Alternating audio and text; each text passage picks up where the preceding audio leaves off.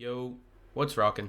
Today we are going to be making the best and most accurate Chime of Conflict 1v1 tier list, and I can promise this will be the best tier list because it is a combination of opinions from multiple top tier players who have either gotten or still are GODSEEKER, which is the highest rank.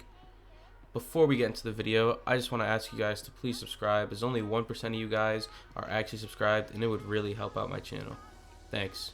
So, for this video, I got the opinions of 10 GODSEEKERs and had them all do 4 different tier lists. The players in question are on screen now. Huge shout out to all these players for the help. It is thanks to them that I am able to make these amazing tier lists.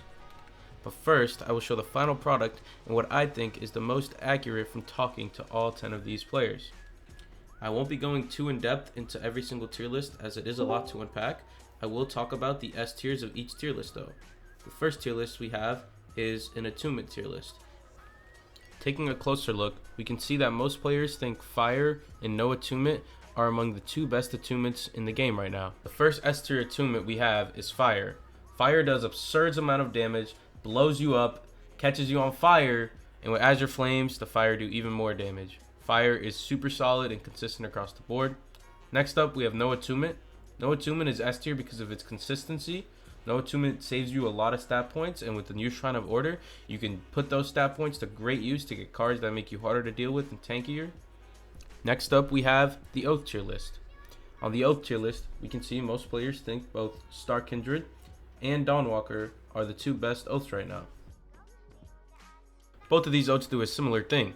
They give you a good amount of HP, they give you some great passive abilities, and they give you some hard mantras for opposing players to deal with. Next up, we have the Enchant tier list. The first weapon enchant we have on the tier list is Metal. Metal lets you win drawn out fights pretty easily. Next, we have Solar. Solar lets you get rid of all your enemies' tempos very easily just by pressing the R button on them. Next, we have Obfuscation. Obfuscation is one of the most consistent enchants, giving you a super solid passive, and due to the lighting in Arena, it is very hard, near impossible to see Obfuscation at all. Vampirism is S tier because of its consistency and ability to give you free sustain. The only problem with Vampirism is that there's a lot of players running Dead Gods at the moment. Our final tier list is a Weapons tier list. Sitting comfortably in S tier is Serpent's Edge. Serpent's Edge is S tier because of its consistency, its high range, and high damage allow it to be so. Next up is Final Light's Toll. Final Light's Toll is S tier because it lets you save an absurd amount of stat points due to only having to invest into willpower and still being able to deal great damage with insane swing speed and wonky animations. The damage comes from its damage multipliers in the willpower talent tree. Next up are Guns. Guns are here for similar reasons to Serpents. It has very high range and insane damage output, making it very hard to deal with a good gun player. I'll put each tier list on screen again for you guys to take a look at, and let me know what you guys think in the comments. Do you guys agree with these tier lists? Do you think these tier lists are accurate? Do you think all these GODSEEKERs need to go outside and touch some grass?